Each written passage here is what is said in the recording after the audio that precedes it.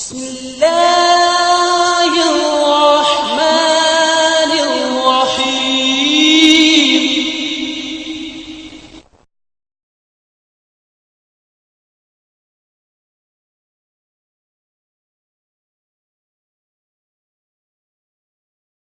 اعوذ باللہ من الشیطان الرجیم، بسم اللہ الرحمن الرحیم۔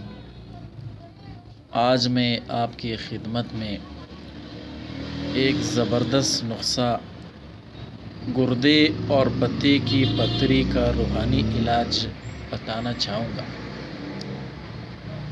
گردے کی پتھری آج کے دور میں عام پایا جانے والا مسئلہ بن چکا ہے۔ یہ پتھری عام طور پر کیلشیم کی کنکریوں جیسی ہوتی ہے جو گردوں کے خرابی کی وجہ سے ان میں جمع ہوتی رہتی ہے۔ پتھری طویل عرصے تک گردے کے کسی ایک حصے میں جمع رہ سکتی ہے، لیکن جب یہ اپنی جگہ چھوڑتی ہے تو بے حد تکلیف کا سبب بنتی ہے۔ گردے سے خارج ہو کر یہ مثانے تک آتی ہے اور پیشاب کی نالی کے ذریعے خارج ہوتی ہے۔ یہ ایک سست اور طویل عمل ہے جس کے دوران مریض کو بے پناہ تکلیف کا سامنا کرنا پڑتا ہے۔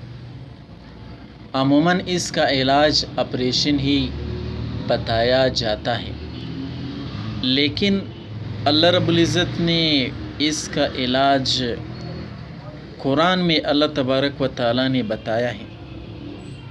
جو بھی ان آیاتوں کو پڑھے گا اللہ رب العزت گردے اور پتے کی پتھری اللہ رب العزت ختم کر دے گا۔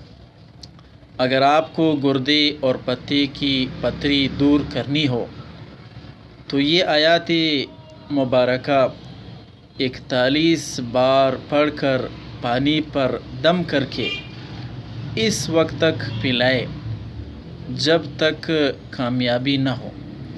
یہ عمل یقینی ہے، تو اس کو کریں گے اللہ رب العزت ہمیں ان بیماری سے اللہ تبارک و تعالی شفا دے گا۔ اللہ رب العزت عمل کرنے کی